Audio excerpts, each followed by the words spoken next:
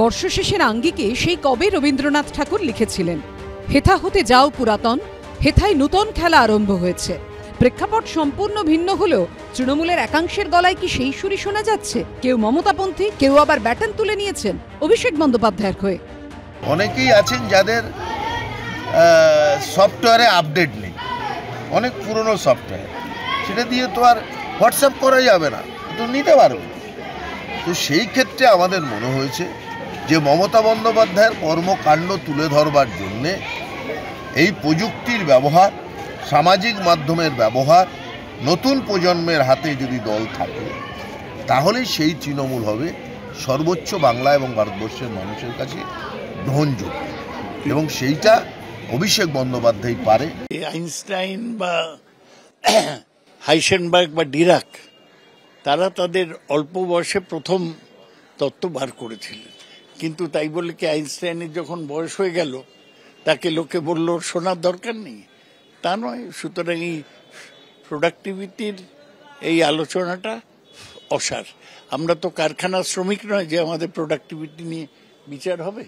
Productivity, intellectual productivity বিচার এভাবে হয় না।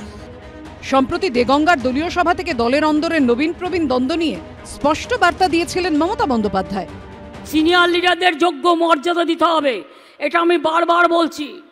পুরনো চাল কিন্তু ভাতে বাড়ে, আর নতুন চাল আগে বাড়ে। দুটো চালকেই আমার দরকার, পুরনোকেও দরকার, নতুনকেও দরকার। পুরনো বলতে কি শুধুই ৩-৪ জন?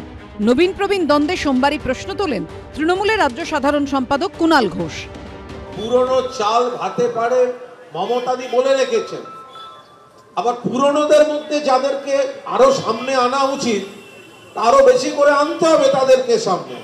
আমরা মুখে বলবো পুরনোদের, আর যারা সত্যিকারের তৈরির সময় থেকে সঞ্জয় বক্সির মতো লোকেরা, সেই মানুষেরা তারা পিছনের সারিতে চলে যাবেন। তাহলে পুরনো বলতে কারা? তাহলে কি পুরনো বলতে ৩-৪ জন শুধু? এভাবে হয় না। আমার মনে হয় এখনো আমি অনুভব করছি না যে আমি বঞ্চিত হয়ে গেছি, আমাকে কিছু দিচ্ছে না, করছে না। আমি দেখবো, ওয়েট করব। সকলের আলাদা আলাদা ভিউজ আছে, আলাদা আলাদা মতামত আছে। তিনি অনুভব করেছেন, হয়তো এটা হতে পারে। আমি কোনো অনুভব করি না। আমি সব, এটা তো হতে পারে না।